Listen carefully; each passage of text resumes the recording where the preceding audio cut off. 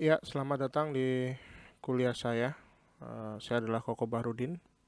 Kebetulan mengajar forensik digital untuk pertemuan pertama dan mungkin pertemuan kedua. Kali ini kita akan membahas untuk yang pertama kali adalah dasar forensik digital, teori dan aplikasinya. Kebetulan ini saya pakai slide senior saya, slide-nya Pak Imadi Wiryana Eskom SSIM APPSC.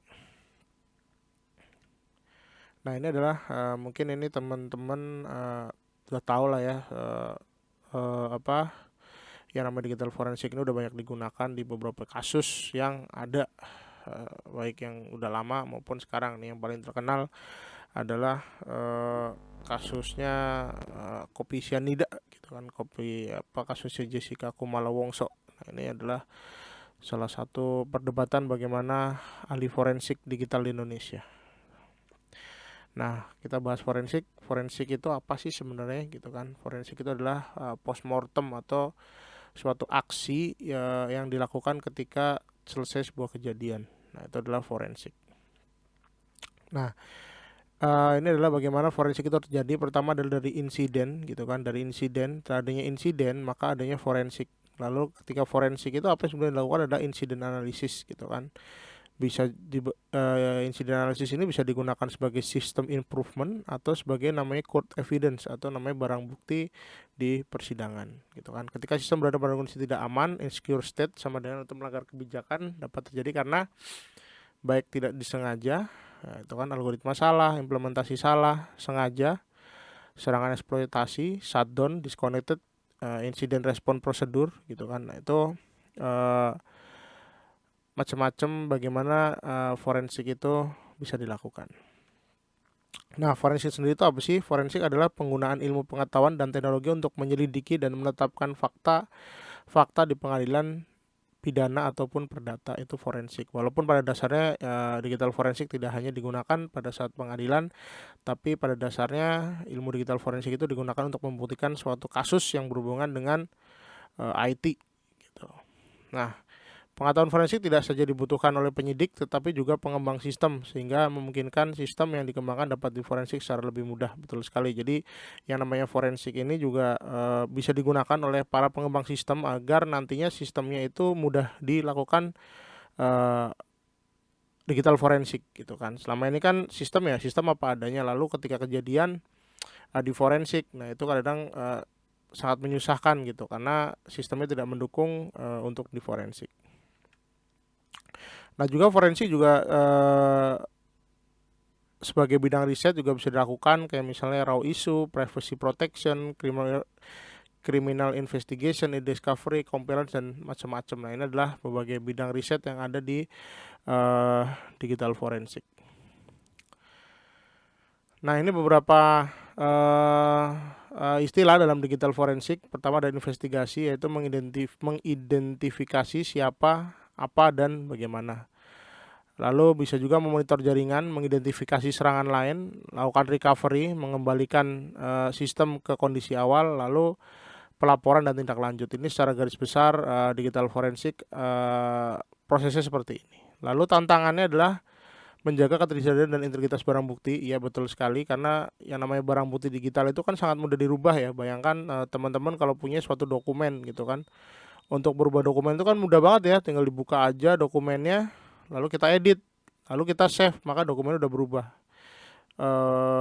Bayangkan dengan barang bukti pembunuhan misalnya pisau, nah itu kan akan sangat sulit sekali ya dimodifikasi ya, gitu kan, pisau, senjata atau apapun, gitu kan. Lalu memilih bukti yang terkait dan menyimpannya bagaimana, gitu kan. Dengan memilih bukti, jadi banyaknya itu misalnya kita dapat barang bukti komputer gitu kan. Nah, kita memilihnya mana yang digunakan dan enggak itu juga menjadikan tantangan sendiri. Lalu merekonstruksi aksi dan mensinkronkan dengan bukti. Nah, ini memang tantangan bagi penyidik ya, terutama ya, bagaimana kita merekonstruksi waktunya dan mensinkronkan dengan buktinya. Lalu yang keempat adalah menangani kompleksitas sistem dan batasan geografis. Yang kelima, menyediakan metode yang dapat ditampilkan di pengadilan. Betul sekali. Karena di pengadilan itu kan nggak semua orang IT ya yang datang ya. Jadi sebagai ahli digital forensik juga eh, perlu menyajikan data itu sesuai dengan eh, bukan sesuai ya, mudah dipahami oleh orang yang tidak mengerti IT.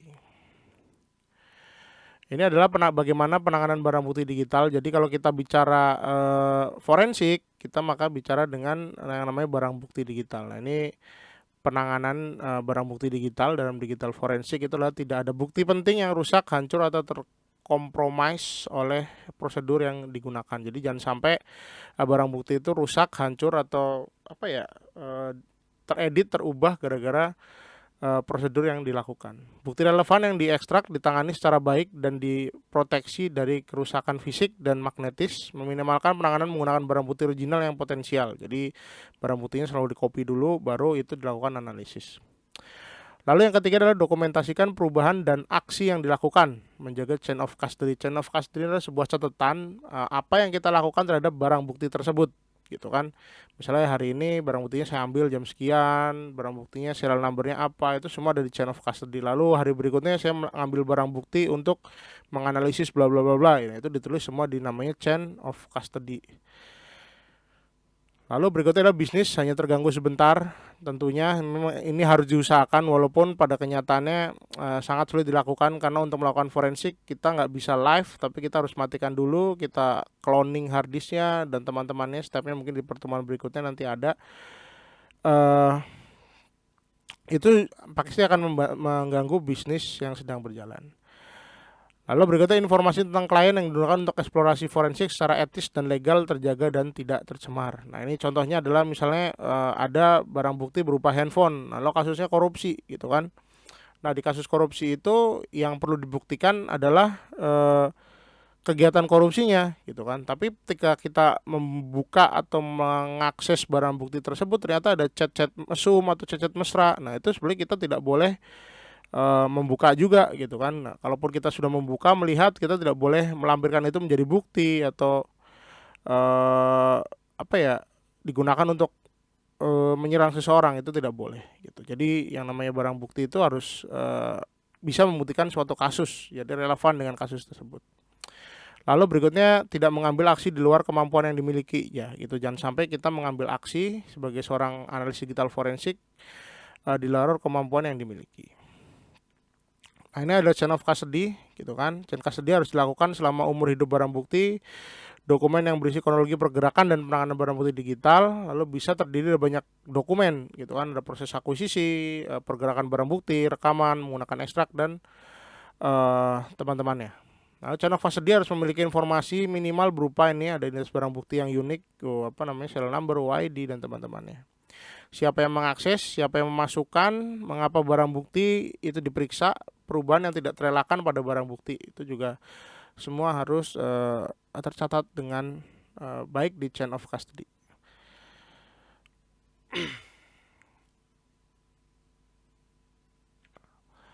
Lalu berikutnya ada ancaman anti forensik, yaitu bagaimana menghindari yang namanya kegiatan forensik, yaitu menghindari deteksi, menyulitkan pengumpulan informasi, membuat waktu pemeriksaan lebih lama, membuat kepercayaan publik berkurang terhadap metode penyidikan forensik, membuat perangkat pencari bukti tidak bekerja, dan langkah menghapus jejak. Biasanya ini yang dilakukan bagaimana menghapus jejak tersangka di dunia IT adalah mencoba menghapus log, mencoba menyerang sehingga tools untuk mengawasi tidak bekerja, misalnya IDS dan IPS menjadi tidak berfungsi, memenuhi log file sehingga akhirnya tidak bisa merekam lognya.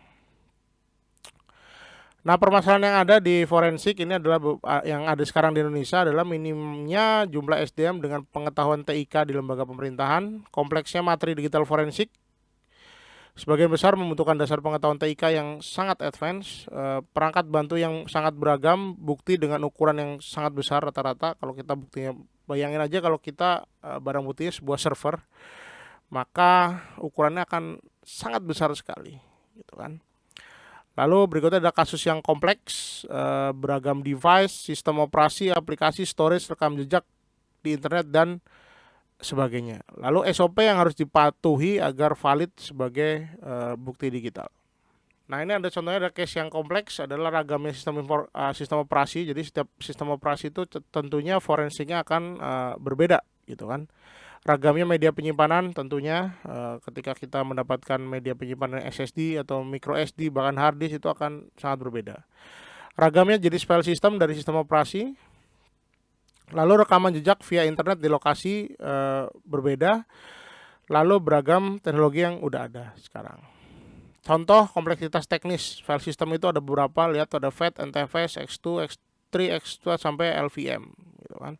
Sistem operasi bisa dari embedded, personal hingga server gitu kan, dari handphone, server, PC dan teman-temannya. Network berbagai protokol, ada TCP/IP, ada SMB dan teman-temannya. Media penyimpanan tentunya ada floppy, ada USB, hard disk, CD-ROM, DVD, SSD. Itu sangat banyak sekali. Lalu berikutnya juga ada masalah minimnya SDM dengan background TIK gitu kan. Dibutuhkan pengetahuan detail tentang komputer, sistem operasi serta eksekusi aplikasinya gitu kan. Forensik komputer juga tergolong ilmu yang relatif baru sehingga pengetahuannya masih sangat terbatas. Jadi nggak banyak memang yang sudah memiliki SDM dengan background digital forensik. Lalu minimnya materi pembelajaran forensik, jadi memang forensik ini sangat sulit terutama kalau mungkin teman-teman searching di internet tentang Android forensik. Wah itu sangat sulit sekali gitu. Lain dengan misalnya PC forensik, Windows, misalnya Mac ataupun Linux itu sudah mulai banyak. Tapi kalau kayak Android gitu memang agak sedikit sulit gitu. Lalu kalau kita sudah bicara forensik, maka kita bicara tentang namanya jejak digital gitu. Karena apa yang dicari di forensik adalah jejak digital. Nah, jejak digital ini akan sangat banyak karena perangkat lunak itu sekarang ada di mana-mana ya. Kalau dulu orang perangkat lunak cuma ada di PC gitu kan. Sekarang semua ada di mana-mana gitu kan. Contoh di handphone ada sistem operasinya, ada softwarenya. Misalnya WhatsApp, Telegram semua ada di mobile phone gitu kan. Smartphone gitu kan, bahkan drone sampai ada kayak tab gitu kan, misalnya kayak web apps dan teman-temannya itu ada di mana-mana dan itu juga bisa menjadi jejak digital yang bisa dicari. Nah ini mungkin di skip aja, ini sejarah komputer, mungkin semua orang juga udah tahu lah ya komputer kayak apa. Nah ini jenis-jenis komputer nih, zaman dulu tuh komputer ya cuman yang besar-besar seperti ini, cuman sekarang komputer udah jadi lebih kecil lagi. Nah ini adalah konfigurasi perangkat adalah di mana suatu perangkat itu menjadi menjadi satu kesatuan gitu kan. Kalau dulu kita bicara yang namanya perangkat komunikasi atau yang kita sering sebut sebagai feature phone gitu kan, feature phone, nah itu kan cuma telepon sama SMS sama kontak gitu kan, berkomunikasi itu. Lalu kalau kita mau komputasi, kita punya kayak PDE atau communicator dan teman-temannya gitulah, zaman dulu terpisah. Nah sekarang semua udah menjadi satu, yang disebut sebagai smartphone gitu kan. Jadi kalau smartphone itu kan dalamnya kan udah ada chattingnya, ada office-nya, bahkan kadang-kadang kalau emang suka office gitu kan, ada foto, ada edit foto dan teman-teman itu benar-benar jadi smartphone. Nah itu sudah bukan alat komunikasi lagi, tapi sudah menjadi alat komunikasi dan komputasi menjadi satu, udah seperti yang namanya komputer.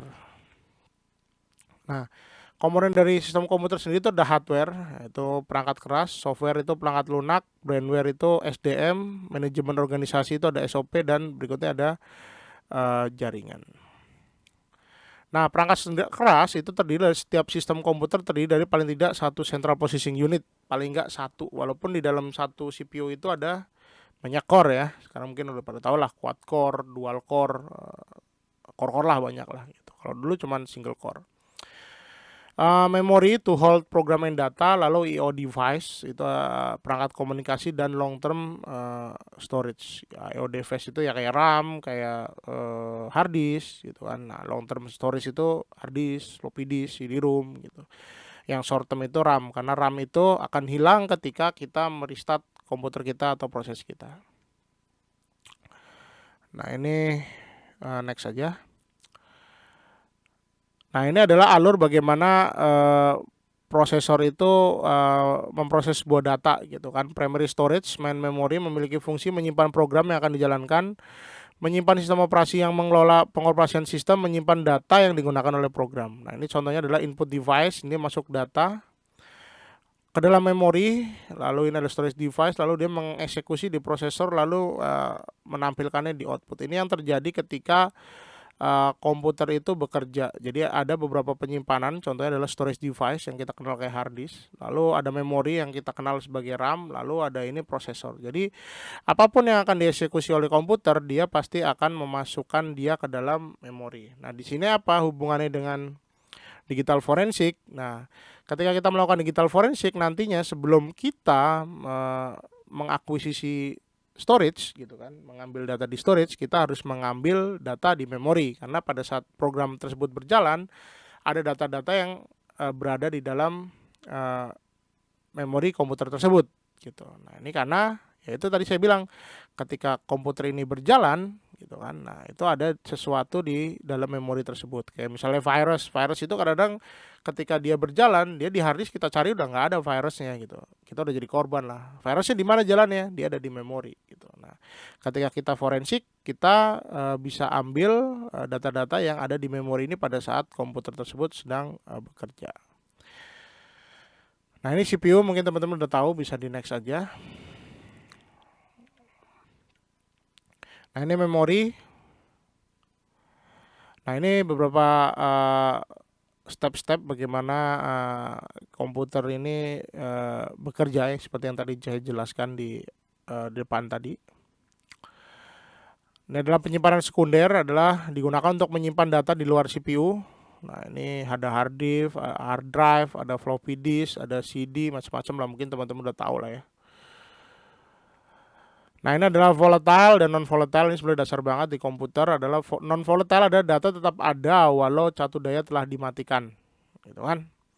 Contohnya hard disk, CD-ROM dan teman-temannya, itu non volatile. Tapi ada beda penyimpanan yang sifatnya adalah volatile, data yang akan hilang ketika power dihilangkan. Jadi ketika komputer mati, maka dia akan hilang gitu kan, datanya hilang. Nah, ini contohnya data volatile itu adalah memori, screen display. Ini adalah data volatile, dan non volatile adalah storage medium, floppy disk, hard disk, CD dan teman-temannya gitu. Nah, ini kenapa tadi saya bilang di awal, ketika kita forensik, kita akan yang pertama kita ambil itu bukan hard disknya dulu, tapi memori forensiknya terlebih dahulu gitu kan. Nah, pada memori itu ada apa aja sih? Nah, itu bisa kita lakukan, nantinya kita ambil datanya. Makanya di forensik itu ada beberapa idiom ya, kita bilang ada aturan, bukan idiom, ada aturan di mana kalau komputernya mati itu tidak boleh dihidupkan gitu kan. Kalau komputer hidup tidak boleh dimatikan gitu. Nah, itu salah satunya adalah ketika komputer hidup kita harus ambil RAM-nya dulu baru bisa kita matikan. Nah, ini ada perangkat output, mungkin udah tahu juga ya, ada monitor dan teman-temannya. Nah, ini adalah komponen-komponen perangkat lunak. Perangkat lunak ini sangat banyak sekali. Nah, ketika kita berurusan dengan digital forensik, kita akan berhubungan dengan perangkat lunak. Dan perangkat lunak itu modelnya akan macam-macam, dan ada banyak sekali perangkat lunak, gitu kan. Nah, salah satu perangkat lunak yang bisa yang ada adalah sistem operasi. Ini mungkin pada tahu ya, ada Linux, ada Apple, ada Windows, ada Solaris, ada Android. Mungkin sistem operasi terbanyak di dunia ini sekarang adalah Android.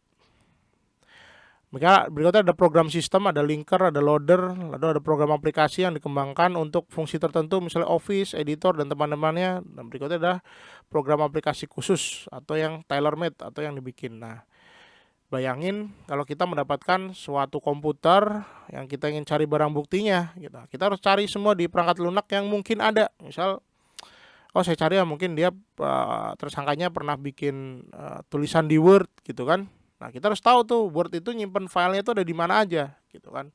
Lalu misal kita dapat barang bukti berupa website yang dihack, kita pengen tahu yang ngehack itu siapa, masuk dari mana, dan teman-temannya. Maka kita harus tahu website tersebut itu kayak apa flow-nya. Kalau kita nggak tahu, kita tidak akan bisa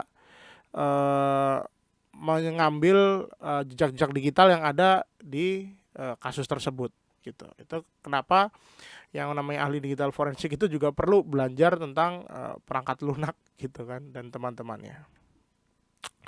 Nah, ini contohnya bagaimana jejak akses yang ada di RAM yang tadi saya bilang. Nah, ini ada contohnya, gitu kan.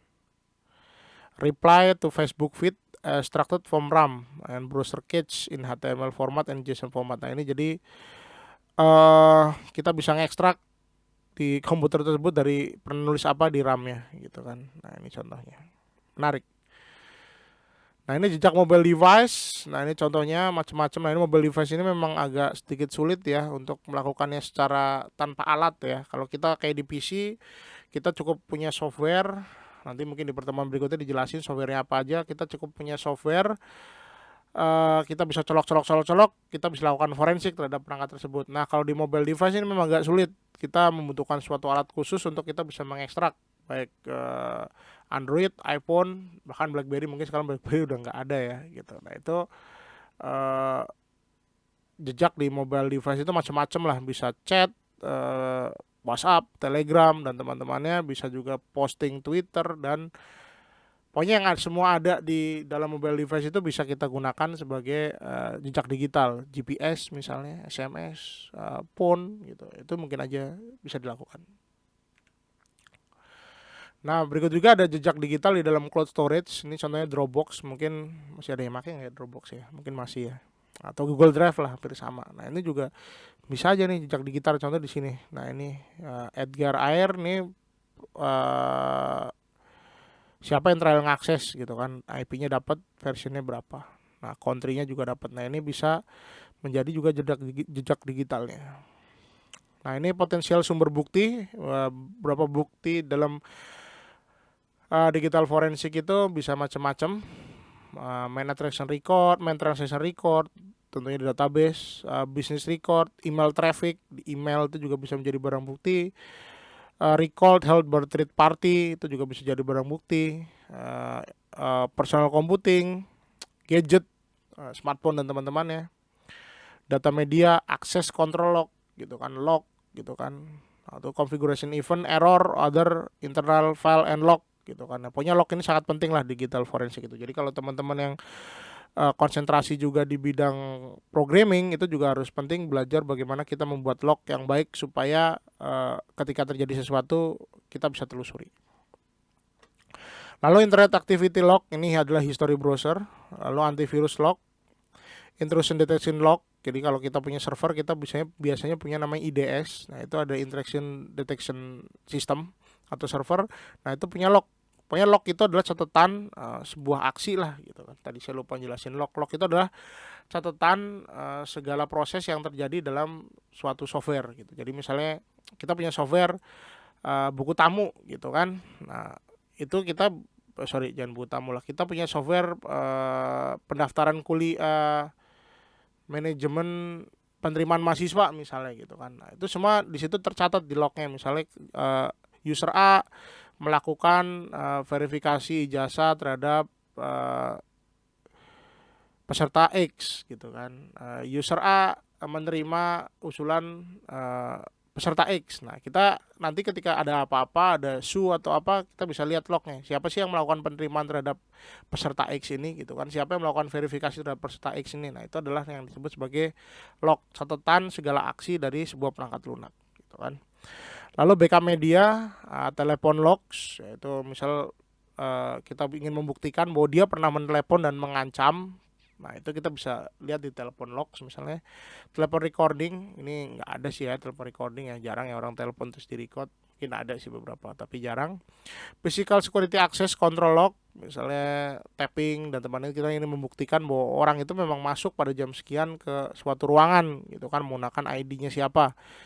Nah, yang berikutnya yang paling sering digunakan, yang paling menjadi sering barang bukti dan perdebatan adalah CCTV gitu kan. Ketika ada aksi, pasti barang buktinya terhadap CCTV, terhadap ini dan teman-temannya.